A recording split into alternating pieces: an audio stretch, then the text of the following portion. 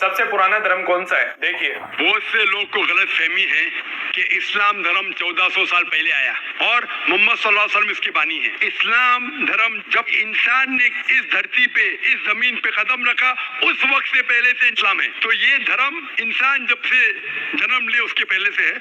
अब सच्चाई देखते हैं। देखिए, और मेरा ये कहना है कि बहुत सा कल्चर जो है, ये कल्चर हमारे जिंदगी में आ जाता है और हमारे बाप दादा पहले कहीं ना कहीं हिंदू तो होंगे, तो हमारे बाप दादा जाते थे मंदिर, तो अभी जा रहे हैं मजार में। आस्ते आस्ते तब्दीली आ रही। अब इसका क्या मतलब निकलता है, कमेंट में लिख के बताइए। जय श्री कृष्णा। इंशाल्लाह आज हम इसका मतलब बताएंगे। आज सलाम करना भूल गया। अस्सलाम वालेकुम मेरे मोहतरम बुजुर्गों, दोस्तों। आज बताएंगे सबसे पुराना धर्म कौन सा है। बेचारे हिंदू, हमारे नॉन मुस्लिम भाई इस चीज़ को लेके बड़े चिंतित रहते हैं और गर्व महसूस करते हैं कि हमारा धर्म सबसे पुराना है, सबसे पुराना है। आज हम देखते हैं कि सबसे पुराना धर्म कौन सा है, इस्लाम या हिंदुज़म। तो मेरे भाइयों, ये देखिए, हिंदू लोगों को ही मालूम है कि एक ईश्वर के सिवा किसी की इबादत नहीं करनी चाहिए और एक ईश्वरवाद भी वेदों से ही चुराया है। एकम ब्रह्मा द्वितीय नस्तु, मतलब एक खुदा के सिवा किसी की इबादत नहीं करनी चाहिए। मेरे को वेद के मंत्र का हवाला देके बता रहा था कि एक ईश्वर के सिवा किसी की इबादत नहीं करनी चाहिए। अब्बास अंसारी वे परम पुरुष जो निर्वस्ता का प्रतीक है, जो सारे संसार का नियंत्रण में रखता है, हर जगह मौजूद है और सब देवताओं का भी देवता है। एकमात्र वही सुख देने वाला है। जो उसे नहीं समझते वे दुखों में डूबे रहते हैं और जो उसे अनुभव कर लेते हैं वे मुक्त सुख को पाते हैं। तो मेरे भाइयों, अब मैं इसके हवाले से ये देखिए, सूरे हामीम सजदा की आयत है। सूरे हामीम सजदा 43 आयत है। इसमें अल्लाह फरमाता है, ए रसूल, तुमसे भी बस वही बातें कही जाती है जो तुमसे और रसूलों से कही जा चुकी है। बेशक तुम्हारा परवरदिगार बख्शने वाला भी है और दर्दनाक अजाब देने वाला भी है। क्या फरमा रहा है मेरे भाइयों, इसमें तुमसे भी वही बातें कही जाती है जो तुमसे पहले लोगों से कही गई थी। मतलब अल्लाह हमें कोई नई बात नहीं बता रहा है। यमराज भी वही है, नर्क भी वही है, स्वर्ग भी वही है, इंद्र भी वही है, अप्सराएं भी वही है। तो अब मैं चलिए देखते हैं, इस आयत के माध्यम से आज हम सारी बात जानेंगे कि सबसे पुराना धर्म कौन सा है। क्या बता रहा है अल्लाह ताला इसमें, तुमसे भी वही बात कही जाती है जो तुमसे पहले रसूलों से कही जा चुकी है। बेशक तुम्हारा परवरदिगार बख्शने वाला, मेहरबान, बख्शने वाला भी है और दर्दनाक अजाब देने वाला भी। मेरे भाइयों, अब उस आयत के माध्यम से हम पकड़ के पुराने धर्म की तरफ चलेंगे। सबसे पुराना धर्म कौन सा है, ये देखिए। ये खुद हिंदू खुद गवाही देते हैं, वेदों में भी एक ईश्वर की बात कही गई है। फिर हम कुरान को क्यों माने? कुरान तो वेदों का नकल ही है। क्या फरमा रहा है कि कुरान तो वेदों का नकल ही है। तो मैंने इसको जवाब दिया था कुरान करीम से, इसमें हमें पता चलेगा। देखिए अल्लाह क्या फरमाता, कहो ए पहले की किताब वालों, आओ उस बात की तरफ जो हमारे और तुम्हारे बीच एक मान ली गई है कि हम खुदा के सिवा किसी की इबादत ना करें। हिंदू समाज को भी मालूम है एक खुदा के सिवा किसी की इबादत नहीं करनी चाहिए। इससे पहले भी मैंने आप लोगों को दो एसेस बताया, मगर बताने का मकसद ये है कि कुरान करीम में अल्लाह फरमाता है, तुमसे भी वही बात बताई जाती है जो तुमसे पहले बात बताई गई थी। तो अब मुसलमानों को भी अल्लाह कुरान करीम में वही बात बता रहा है, कहो ए पहले की किताब वालों, आओ उस बात की तरफ जो तुम्हारे और हमारे बीच एक मान ली गई है कि हम खुदा के सिवा किसी की इबादत ना करें और खुदा के साथ किसी को साझी ना ठहराएं, और हम में से कोई किसी को दूसरे को अल्लाह के सिवा अपना पालनहार ना बनाए। फिर यदि वे इससे बचना चाहें तो कह दो, तुम गवाह रहो कि हम खुदा के फर्मा बरदार है। सूरह आल इमरान की आयत 64 में ये बात लिखी हुई है। फिर दूसरी आयत में अल्लाह फरमाता है, और ए मोहम्मद, तुम्हारी तरफ और उन पैगम्बरों की तरफ जो तुमसे पहले हो चुके हैं यही वही भेजी गई। अगर तुमने शिर्क किया तो तुम्हारे कर्म बर्बाद हो जाएंगे और तुम नुकसान उठाने वालों में हो जाओगे। बल्कि खुदा ही की इबादत करो और शुक्रगुजारों में रहो। उन्होंने खुदा की कदर जैसी करनी चाहिए थी नहीं की। यहाँ मैंने चैप्टर 39 आयत 64 65। और फिर, और हमने जो किताब तुम्हारे पास वही के ज़रिए भेजी है बिल्कुल ठीक है और उसकी तस्दीक करती है। बेशक खुद अपने बंदों के हालात से खूब वाकिफ़ है और देख रहा है। बेशक यही बात अगले सहीफ़ों किताबों में लिखी हुई है। तो सारी आयतों के हवाले मैंने इसमें दिया है, आप लोग चेक कर सकते हो। इसमें अगर क्या फरमाया था ने, ए मोहम्मद, तुम्हारी तरफ और उन पैगम्बरों की तरफ जो तुमसे पहले हो चुके हैं यही वही भेजी गई। अगर तुमने शिर्क किया तो तुम्हारे कर्म बर्बाद हो जाएंगे और तुम नुकसान उठाने वालों में हो जाओगे। बल्कि खुदाई की इबादत करो और शुक्रगुजारों में हो। उन्होंने खुदा की कदर जैसी करनी चाहिए थी ना की। तो मेरे भाइयों, पहले के लोगों को भी यही आदेश दिया गया था कि एक ईश्वर के सिवा किसी की इबादत न करना। फिर उन्होंने मंदिर बना लिए, मंदिरों में मूर्ति खड़े कर दिए, फिर उनके सम्मान के चक्कर में उन्हें सजदा करना भी चालू कर दिए। और ये परंपरा मेरे भाइयों इसी तरह चलती गई। वही जाकिर साहब फरमा रहे हैं कि हिंदू थे, फिर मंदिर में चले गए, फिर अब मज़ारों पे जा रहे हैं। तो कोई नई बात नहीं है मेरे भाइयों।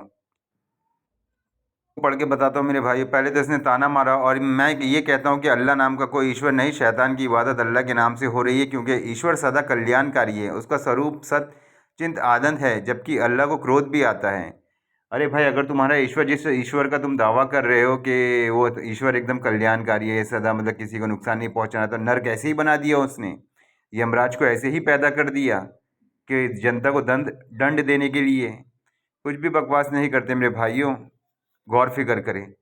तो कहने लगा ये मैंने, और मैं ये कहता हूँ कि अल्लाह नाम का कोई ईश्वर नहीं, शैतान की इबादत हो रही है अल्लाह के नाम से। तो मैं, और एक ईश्वरवाद भी वेदों से ही चुराया गया है, एकम ब्रह्म द्वितीय नस्तो।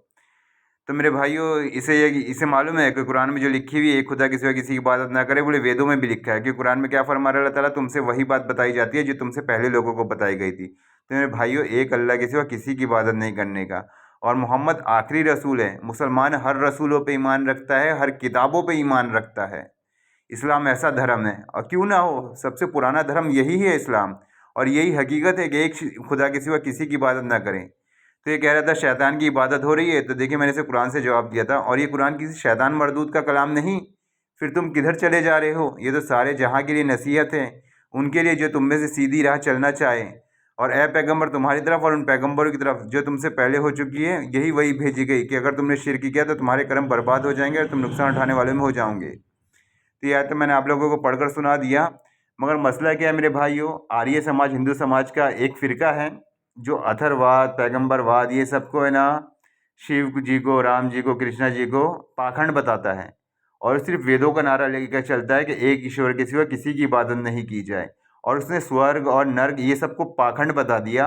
मगर इस्लाम की हर बात मानने के लिए तैयार नहीं, मगर ये बात मानने के लिए तैयार नहीं कि प्रॉफिट मोहम्मद सल्लल्लाहु अलैहि वसल्लम आखिरी नबी है। क्योंकि इन लोगों ने जब अपने धर्म को झुठला दिए, तो हमारे नबी के मानने का सवाल ही नहीं उठता। और कुरान करीम कहता है कि लोगों को ताज्जुब हुआ, सूरह यूनुस की पहली आयत, दूसरी आयत में अल्लाह फरमाता है कि लोगों को ताज्जुब हुआ कि हमने इन्हीं में से एक पैगंबर भेजा कि इनको डराओ और ईमानदारों को खुशखबरी सुना दो कि उनके परवरदिगार की बारगाह में उनके लिए अच्छा दर्जा है। तो इन लोगों को ताज्जुब हुआ कि एक आदमी कैसे पैगंबर हो सकता है। तो इस वजह से इन्होंने कुरान की बहुत सी चीज़ें अपनाई, मगर आप सल्लल्लाहु अलैहि वसल्लम मानने से इनकार कर दिया। और क्या बोलते हैं, अपना ईसाई धर्म, सिख धर्म भी ऐसे है। गुरु नानक ने ये मानने के लिए तैयार है कि ईश्वर एक ही है, मगर ये मानने के लिए तैयार नहीं वे लोग भी कि अल्लाह के, मोहम्मद अल्लाह के रसूल है। इस चीज़ से उन्होंने भी इनकार कर दिया और इस्लाम नहीं अपनाया, और एक नया ही मज़हब खड़ा कर दिया सिख समाज का। क्योंकि जो बोले सो होने वाला शस्त्र काल, इसका मतलब भी मेरे भाइयों यही है, एक ईश्वर के सिवा कोई पूज्य लायक नहीं है। मगर बस इनके दिल में जो खटक पैदा हुई, वो खटक आप सल्लल्लाहु अलैहि वसल्लम को लेके हुई कि इन्होंने आप सल्लल्लाहु अलैहि वसल्लम को पैगंबर मानने से इनकार कर दिया, और इस्लाम नहीं बना इन लोगों ने, और नया धर्म खड़ा कर दिए। शिवपुराण विंध्येश्वर संहिता 1.18। पत्थर कलिंग शूद्र पूछते हैं। अर्थ पत्थर कलिंग शूद्रों के लिए, शूद्रों का अर्थ ही मूर्ख होता है। दीव जाति और बुद्धिमानों को ये पत्थर के शिवलिंग नहीं पूजने चाहिए, ये पुराणों का स्पष्ट आदेश है। अक्लमंदों को ये पत्थरों के लिंग नहीं पूजने चाहिए। मूर्ख लोग मूर्ति को ईश्वर समझते हैं। अर्थ मूर्ख लोग मिट्टी, पत्थर, धातु अथवा लकड़ी की मूर्तियों को ईश्वर समझते हैं, इनको कभी शांति प्राप्त नहीं हो सकती। कुरान करीम में अल्लाह ताला ने क्या फरमाया मेरे भाइयों कि ए पैगंबर, तुम्हारी तरफ जो तुमसे पहले रसूल गुजर चुके, यही वही भेजी गई, अगर तुमने शिरक किया तो तुम्हारे कर्म बर्बाद हो जाएंगे। तो यही है मेरे भाइयों अर्थ। मूर्ख लोग मिट्टी, पत्थर, धातु अथवा लकड़ी को, मूर्ति को ईश्वर समझते, इनको कभी शांति प्राप्त नहीं हो सकती। समझे मेरे भाइयों? और दिखाता हूँ भाइयों, आर्य समाज का पोस्ट है, देखिए। इसमें डींगे हाँकने के लिए, मुसलमानों को नीचे दिखाने के लिए, अपनी बड़ाई करने के, वाह करने के लिए इसने सारी पोल खोल दी कि इसमें यहाँ से। तो इसने ये बताया, एक बार पुस्तक मेले में किसी देवा चर्चा हो रही थी, एक मुसलमान से बैठ के बात करने लगा कि तुम्हारे, मुसलमान ने कहा 33 करोड़ तुमने ईश्वर की अवधारणा गढ़ ली, तो आप लोगों ने उनकी शक्ति के काम करने पाप किया और बेहुदवादी अवधारणा गढ़ ली, और अब हालात ये है कि आप यहाँ ईश्वर को कुछ नहीं समझते, बल्कि काम करवाने के लिए देवी देवता मोहताज है। हालांकि इसकी अपनी मनगढ़ंत बातें, मगर इसने सारी पोल कहाँ खोली मेरे भाइयों? यहाँ से पढ़ता हूँ। अपनी शेखी में आगे इसने सारी बात खुद ही खोल दी। कहने लगा, मुसलमानों कहने लगा, जिससे बहस कर रहा था, आपके यहाँ एक फ़रिश्ता है हज़रत जिब्रील अलैहिस्सलाम, जो सबसे बुज़ुर्ग और सबसे आला फ़रिश्ता माने जाते हैं। उनका काम है अल्लाह का संदेश रसूल तक पहुंचाना, और रसूल का संदेश अल्लाह तक, यानी उनका रोल तकरीबन वही है जो हमारे यहाँ नारद जी का है। इन नारद मुनि का नाम आप लोगों ने हिंदू समाज में सुना होगा, नारायण नारायण। तो मेरे भाइयों, नारायण जी को है ना पहला संदेश वाहक कहा जाता है, वेदों की वाणी को कहा जाता है। वेद जो ईश्वरीय ग्रंथ हिंदू समाज में माना जाता है, नारद जी को कहा जाता है कि नारद जी इसकी वाणी ईश्वर से लेके आए थे। दूसरे फरिश्ते हैं हज़रत मिकाईल अलैहिस्सलाम, जिनके बारे में आता है कि वे आसमान वाले के इमाम है, यानी धर्म गुरु, यानी उनका दर्जा ठीक वही है इधर देव गुरु बृहस्पति का है। एक फरिश्ता है हज़रत इसराइल है, जिनकी मौत का फरिश्ता कहा जाता है, यानी ठीक वही ओहदा जो हमारे यहाँ यमराज का है। इसराइल के ज़िम्मे भी कुछ फरिश्ते हैं जिन्हें मलकुल मौत कहा जाता है, यानी जैसे इधर यमदूत। एक फरिश्ता है मलकुल कद्र अलैहिस्सलाम, जिनका काम है बारिश करवाना, यानी ठीक वही काम जो इधर इंद्र का है। जन्नत की निगरानी के लिए तैनात फरिश्ते का नाम रिजवान और जहन्नम पर तैनात फरिश्ते का नाम मालिक, यानी स्वर्ग और नर्क के मालिक यमराज और चित्रगुप्त की तरह। एक फरिश्ता है राज, जिन्होंने बदली का फरिश्ता माना है, जिनका काम है बादल के बीच से अग्नि पैदा करना, यानी इधर वही अग्निदेव से मिलता जुलता काम है। रात सूर्य रात करके कुरान में आयत भी है। एक फरिश्ता है जिनका काम लोगों को अन्न प्रदान करना है, यानी ठीक वही इधर अन्न पूर्ण देवी की भूमिका। एक फरिश्ते को नदी और समुद्र का फरिश्ता माना जाता है, जो इधर वरुण देव। इन सब के अलावा कुछ और फरिश्ते हैं जिनके ज़िम्मे अलग अलग काम है। भाई मेरा पूरा तो नहीं पढ़ूंगा, मगर इससे मेरे भाई इन लोगों को सारी चीज़ का इल्म है।